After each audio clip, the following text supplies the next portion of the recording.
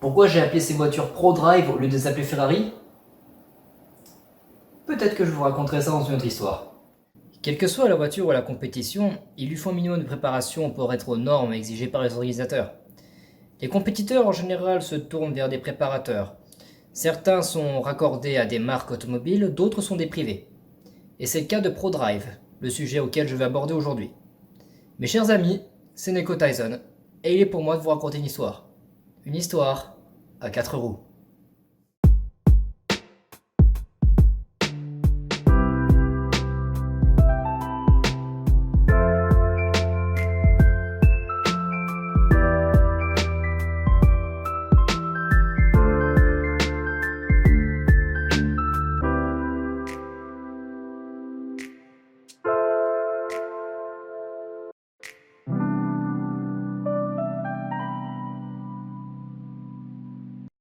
Nous sommes en 1984 et Ian Perry et David Richards, qui sera le seul patron, créent l'entreprise ProDrive spécialisée dans la préparation de voitures de course.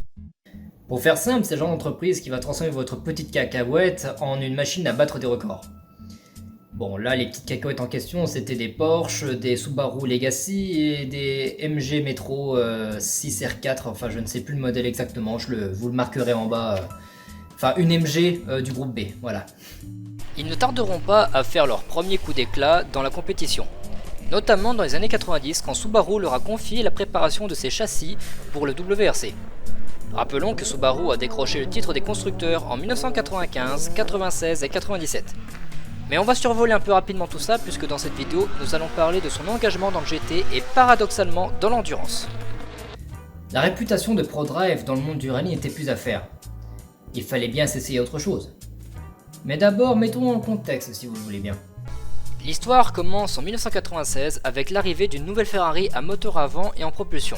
Une jolie berline de 485 chevaux qui succède à la 512M, la dernière évolution de la Testarossa. La Ferrari 550 Maranello. Tout de suite, les professionnels du monde du sport automobile vont voir en cette voiture une base formidable pour s'engager en GT. Sauf que ce n'était pas dans les plans de la famille Ferrari. Donc l'idée sera quand même exploitée, mais sans la bénédiction de celle-ci. Et la première 550 Maranello de course à être homologuée est baptisée la 550 GT, dont la préparation a été gérée par Michel Enjolras, qui a fait assembler la voiture en Italie dans les ateliers Italtecnica. Cette voiture courra dans la catégorie NGT. Mais bon, le succès de cette préparation française n'était pas au rendez-vous. Et il n'y avait toujours pas de Ferrari dans la catégorie reine du GT depuis la F40, donc ça remonte un petit peu. Stéphane Rattel, qui est aux commandes du FIA GT, comprend qu'il y a une carte à jouer avec cette voiture et va rassembler tous les investisseurs intéressés au projet pour développer une voiture de course basée sur la 550 chez Italtecnica, en parallèle du développement de la 550 GT française. La Ferrari 550 Millennio fera ses premières armes en 2000 en FIA GT.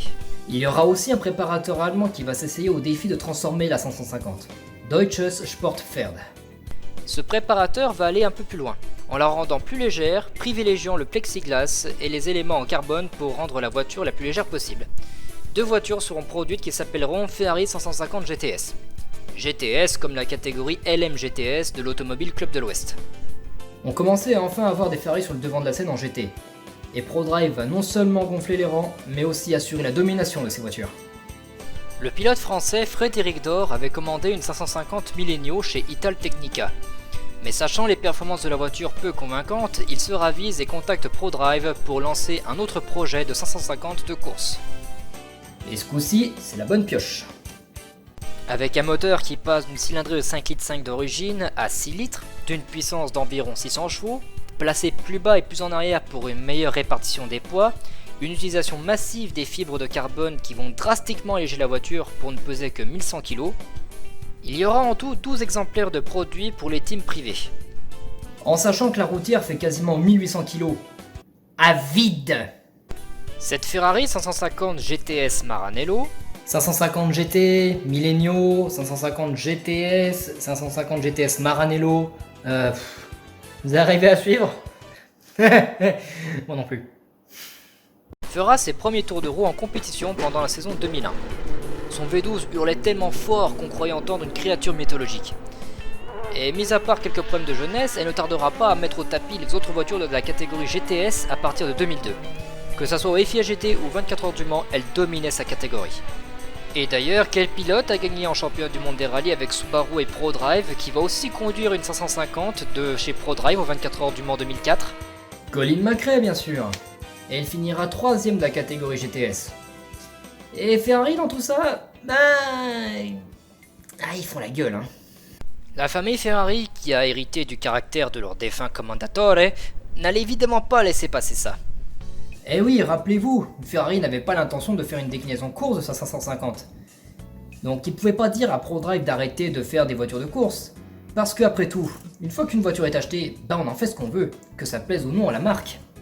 La marque au cheval cabré va faire appel à End Technology pour préparer une version GT1 de leur nouveau modèle sorti en 2002, la Ferrari 575M Maranello, le successeur de la 550.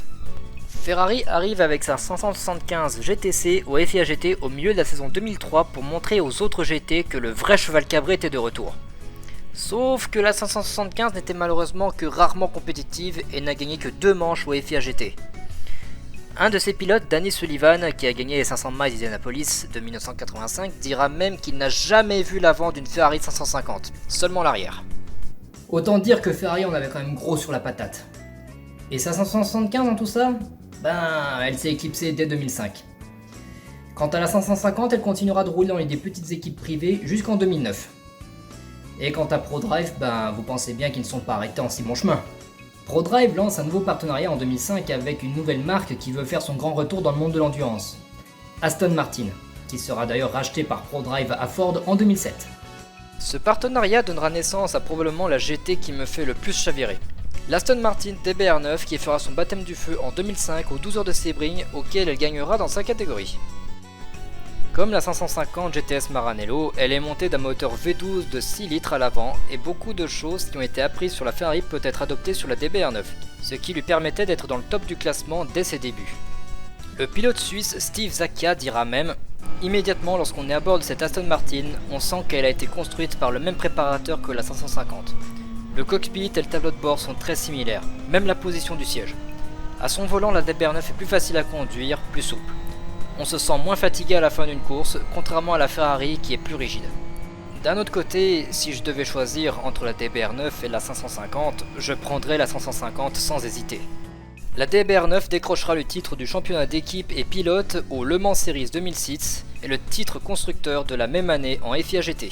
Une sacrée entrée en scène pour cette voiture qui prouve les compétences de ProDrive dans le monde du GT. A savoir d'ailleurs qu'une DBR9 dans sa configuration pour les 24 heures du Mans a participé à la saison 2009 du Super GT. Elle n'a malheureusement fait que la première manche à Okayama et les 2 autres qui se déroulaient au Fuji Speedway. Ce qui fait d'elle l'une des seules voitures non japonaises à rouler en GT500 après la Maserati MC12 GT1 lors de la pré-saison 2006 avant de se retirer. Elle reste aujourd'hui la dernière voiture européenne à s'être essayée dans la catégorie reine du Super GT. ProDrive et Aston Martin ont également conçu une variante GT3 de la DB9, partageant le même châssis, la même carrosserie en fibre de carbone et la même disposition des suspensions que sa sœur GT1, la DBRS9. Elle courra dans beaucoup de courses et championnats de sa catégorie, dont le FIA GT3 European Championship, les 24 heures de Nürburgring, les 24 heures de Spa et les 12 heures de Sepang. Son moteur est exactement le même que la DBR9, cependant légèrement bridé à environ 550 chevaux pour être en accord avec les autres voitures de sa catégorie.